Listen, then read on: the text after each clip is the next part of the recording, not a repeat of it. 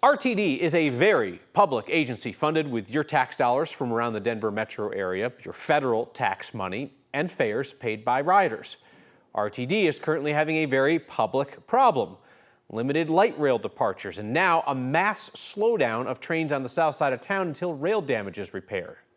Given the public agency's public problem, our Marshall Zellinger asked when the public can have a timeline for a fix.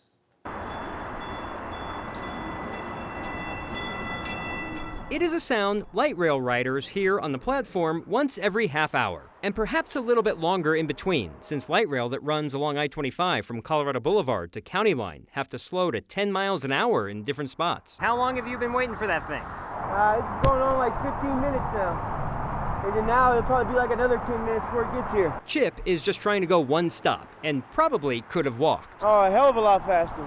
But it's hot. Hot as hell. The light rail did not take another 10 minutes once it got in sight, and Chip did get on for his one-stop ride. Given all the press on the slowdowns in RTD, I've asked the team to brief us on Monday. At this week's Public Utilities Commission hearing, Chairman Eric Blank prepped the commission for an update next week, and then got one immediately from the PUC Deputy Director of Rail Safety. I could give you some briefing now if it would be helpful. Pam Fishhaber explained what we showed you earlier this week. RTD inspections along the Southeast Light Rail line revealed rail damage that needs to be repaired, like the burning on this railhead where the wheels make contact with the rail. This needs to be replaced and is one of the areas for the 10-mile-per-hour slowdowns. Last June, RTD recorded 282,000 boardings for the month on the E line that runs from Ridgegate in Douglas County to 10th and Osage downtown. The most recent ridership numbers are from March, when there were 306,000 boardings. So do you expect these slowdowns to continue for an extended period of time? It may take a little bit of time to get all the rail order that they need. We should expect this to be the condition for a while, but no end date in sight at this point.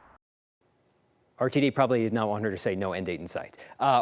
Where these slowdowns are happening are in the same spot where a train stayed disabled on the track for 4 days in January. We reported on that train several times, stuck between Yale and Southmore. We were never told why it was stuck. This week, the PUC found out that the train started to shed wheel and tire components until it experienced catastrophic wheel and tire failure. No one was hurt.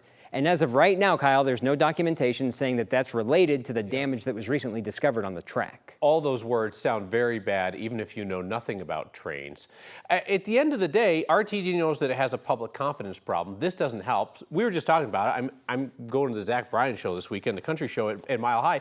And whenever we go to Mile High, we always take light rail. But now you're just kind of like, well, am I far enough north to avoid the one problem, and am I far enough west to avoid the other problem? And at some point, you're just like, nah, screw it, Uber, you know? They have announced there are going to be extended times for the concert, so like, but it's on the hour. So if you're going south, like if you're going on the E-line, 11:05 p.m., 12:05 a.m., 1:05 a.m., and if you're going the full distance, you have to take into account the 10-mile-per-hour areas. So it's gonna be a late night at the concert. Yeah, it's hard to jog in boots, but maybe we'll just jog home. All right, Marshall, thank you.